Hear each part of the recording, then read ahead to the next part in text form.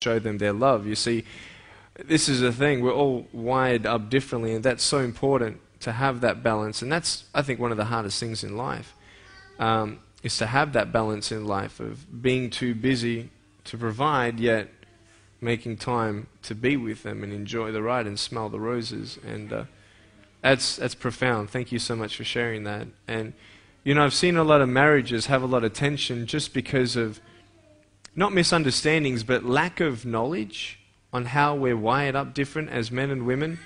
You see, men will go out and they will go and work hard for all day, and they'll come back home tired, and all they want to do is sit down, have a beer, and watch TV. And then the wife will go, well, can you come and help me? And then the husband's offended because, well, don't you see already how much I love you? I've been at work all day, working my butt off, and I just want to rest now. Can't you just give me that? And the wife's like, well, you don't appreciate me because I've been doing the cooking, cleaning, washing, kids, blah, blah, blah, blah, blah. You have no idea what I've been going through, all the bills. And then maybe something wasn't done, one little thing, and then the husband gets angry, and then the wife says, well, you have no idea what I've done. And you just like, there's different levels. And, then once the husband's rested, and then the wife wants, once the kids are put to bed, and the wife wants to relax. And then the husband comes and says, hey, honey, how you doing? You know what I mean? And it's just on two different levels. And there's such power in education. If we just understand that. Nick, can I ask a personal question about your family? Sure you can. Do you have siblings? Yeah. Do they have had struggles Yeah. around having a brother with no limbs? Definitely. I was actually the firstborn in my family. After me, I have a brother and a sister. I'm 24. My brother's 21. My sister's 18. And so all about 3 years apart. They have no birth defects. There are no traces of birth defects throughout our families.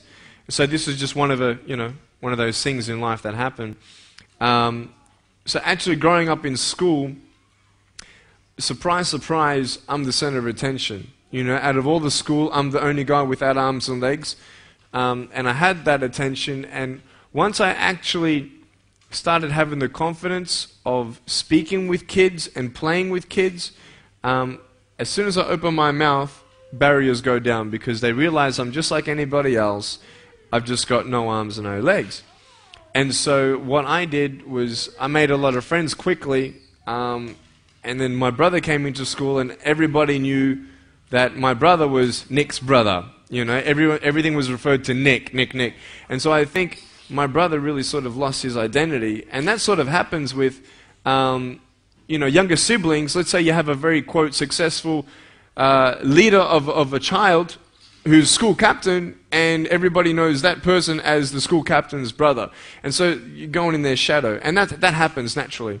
And so my parents' wisdom, when I was going into high school, I was out of primary school, obviously, and then my brother and sister didn't come to my high school. So they had that wisdom in doing that. So I was very thankful for my brother and sister who helped me physically as well, around the house every now and then when I was a child, and I always had their love and support. And they just knew me as Nick. I mean, they don't know anything different. This is who I am. I don't know anything different. And so, yeah. At the same time, a lot of people come up and say, oh, I just wish you could speak to my friend who became a quadriplegic or lost his legs or something like that. And I don't know anything different. And I tell people, I don't know your pain. I don't know how it feels to have legs, then lose them or something like that. And I told your kids today, or what I normally tell at high schools anyway, is that I don't know their pain. I don't know what they're going through, but I know how it feels to be lonely, and I know how it feels to have a broken heart. And I know what's pulled me through my broken heart and healed my heart. And so to give them that, just so they can apply it in their own life, it's powerful. So I take my hat off to parents who have kids with disabilities, especially mental disabilities. It's such a different ballgame.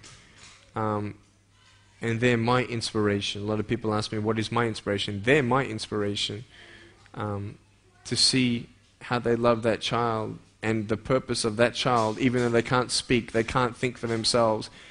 They just bring perspective in your life just by a smile. They've done that for me. And just because of that, that's purpose in their life, in my eyes. And there's no mistakes in life, I don't believe. I believe all things come together for the good. And I've seen it in my life anyway.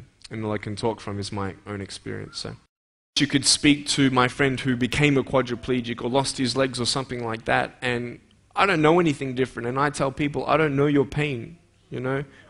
I don't know how it feels to have legs, then lose them, or something like that. And I told your kids today, or what I normally tell at high schools anyway, is that I don't know their pain. You know, I don't know what they're going through, but I know how it feels to be lonely, and I know how it feels to have a broken heart. And I know what's pulled me through my broken heart and healed my heart. And so to give them that, just so they can apply it in their own life, it's powerful. So I take my hat off to parents who have kids with disabilities, especially mental disabilities. It's such a different ballgame. And they're my inspiration. A lot of people ask me, what is my inspiration? They're my inspiration. To see how they love that child and the purpose of that child, even though they can't speak, they can't think for themselves. They just bring perspective in your life just by a smile. They've done that for me.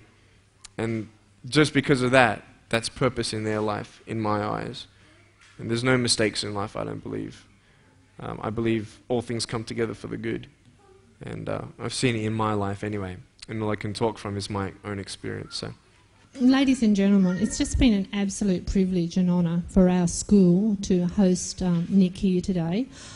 It's been extremely powerful, as I think a lot of you are sort of experiencing the power of the message coming here from Nick. He's such a fantastic guy. He's extremely engaging. But just what he's given our boys and girls today, we just can't place a value on that. The majority of our students chose to hug Nick, and I wouldn't have been able to have predicted that before this visit. And one of the little boys went up and he said to Nick, "You're the man." Nick's response to him was, "I love you." As that little boy walked away, he said to his mate, he had a smile on his face, he said, "That's the first time," he said, "anyone's ever said they love me." Now, sometimes I think the message that Nick is giving, that little boy I'm sure has got parents and family that love him dearly.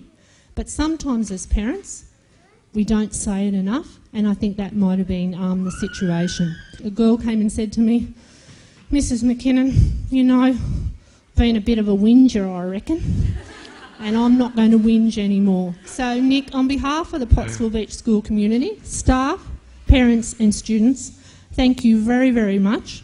And it's just been a pleasure to share this tiny little part of your life, and it's been wonderful to be able to celebrate being different. Thank you.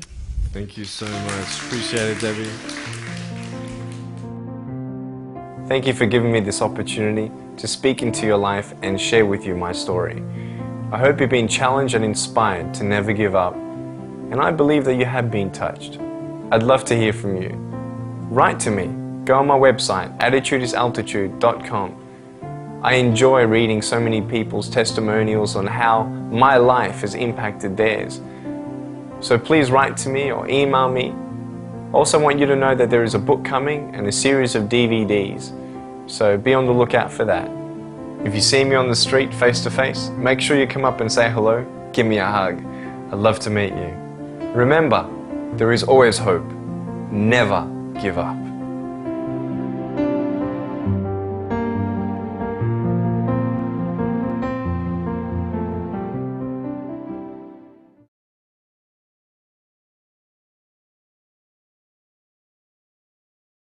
I just love life. I love life. You know, so many people come and say, "How come you smile so much?" And I'm like, well, it's a long story. The irrepressible Nicholas Vujicic.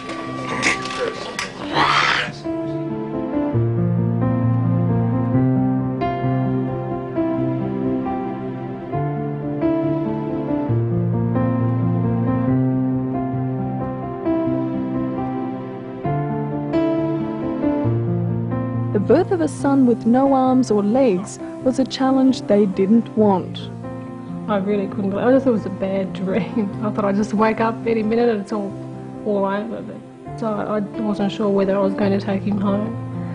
And I didn't think I would be up to looking after him.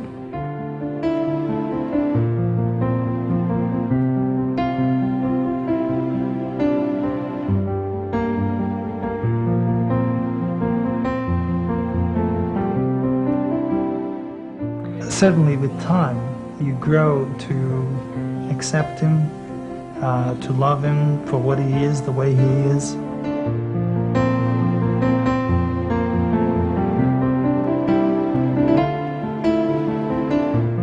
Providing Nicholas with everything he needs is a constant struggle, a battle to find or design suitable equipment, a battle to find the money to pay for it all.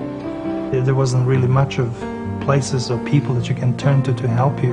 So everything that we did was with him was trial and error. We just had to take things one day at a time and just work through things, just me and him. Even the doctors couldn't help me much in that regard. I'm saving up my pocket money for a computer at home. He can't move as fast as he'd like, but Nicholas Vujicic is a whiz at computer games. This I realise